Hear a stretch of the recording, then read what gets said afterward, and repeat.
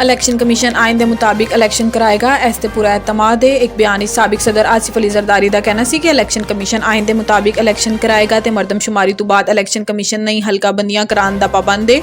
Chief election commissioner ते तमाम अरकान तो सानू एतमाद है। साबिक सदर ने कहा है कि निगरान हुकूमत SIFC के मनसूबा जल्द मुकम्मल करे तो मनसूबा मुकम्मल करके मुल्क को तरक्की की राह पर डाले। इन्होंने मजीद किया है कि मुल्क इस वक्त एक मुआशी बहरान तो गुजर रहा है तो असी सब नू सियासत की बजाय मुईशत की फिक्र पहले करनी चाहिए। मुल्क है तो असी सब हाँ वाजे रवे कि गुज़िश्ता रोज़ चेयरमैन पीपल्स पार्टी ने इलैक्शन कमीशन तो नवे रोज़ इलैक्शन कराने का मुतालबा करते हुए कहा कि इलैक्शन कमीशन ने 4 साल की कारकरदगी तो अपनी साख को आवाम के सामने साबित कर दिता है। इलैक्शन कमीशन ने डस्का अपनी कारकरदगी साबित किया।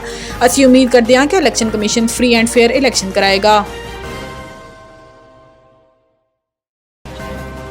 FBR का टैक्स चोरों के खिलाफ मुल्कगीर ऑपरेशन का फैसला। Lahore federal board of revenue ने टैक्स चोरों के खिलाफ मुल्कगीर ऑपरेशन का फैसला किया। जराए FBR के मुताबिक पहले मरले लाहौर ते कराची समेत वड्डे शहरों के 11,000 अफराद की फहरिस्त तैयार की गई है, जिदे सनतकार, मिल्स मालकान, ताजिर, प्रॉपर्टी डीलर से दीगर शामिल ने। जराए का दसना है कि फहरिस्त शामिल अफराद कारोबार की रफ्तार तो टैक्स नेट शामिल नहीं होंगे तो टैक्स चोरों के खिलाफ ठोस सबूत ने, जबकि टैक्स नोटिस से 1 हफ्ते दस्तावेजात देना होंगी।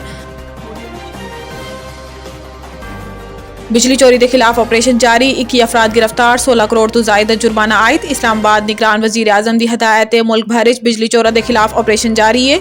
मुल्क बिजली चोरों के खिलाफ जारी ऑपरेशन सैकटरी तवानाई राशिद लंगड़ियाल ने कहा है कि बिजली चोरों के खिलाफ क्रैकडाउन शुरू हो चुका है।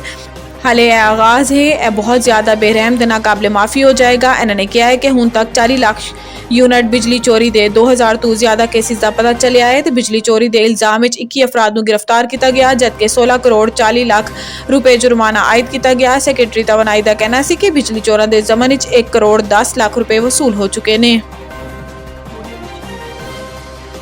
इस्लामाबाद के दुकानदारों का मगरिब के वक्त दुकाना बंद करने की तजवीज़ ते मिला जुला रद्द अमल। दुकानदारों का कहना है कि इस्लामाबाद ते रावलपिंडी तिजारती मराकज़ बाजार ते मार्केटां 11 बजे खुलदियां ने। कारोबार का आगाज़ 11 बजे तो बाद होंदा है, जिस वजह तो दुकाना रात 11 बजे तक खुलियां रखनियां पैंदियां ने। दुकानदारों ने कहा है कि दुकाना मगरिब के वक्त बंद करन तो दुकानदारों को नुकसान होएगा, इसलिए मगरिब के वक्त दुकाना बंद करने की तजवीज़ ठीक नहीं। इस दे बरअक्स कुछ दुकानदार मगरिब के वक्त दुकाना बंद कराने के हक नजर आते हैं तो इन्होंने तजवीज़ को खुशाइंद करार देते हुए कहा है कि दिन 11-12 बजे दुकाना खोलन का कल्चर खत्म होना चाहिए है। जल्दी दुकाना खुलनगियां तो बंद होनगियां तो कस्टमर का भी जहन बनेगा तो इस तो सानू भी फायदा होएगा।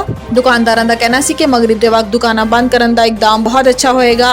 असी इस इकदाम को खुशी तो फॉलो करांगे। वाजे रवे कि हुकूमत ने मुल्क बिजली बहरान ते काबू पाने लई दुकाना मगरिब के वक्त बंद करने की तजवीज़ दी है, जिदे तो बिजली की 1500 मेगावाट तक बचत हो सकती है।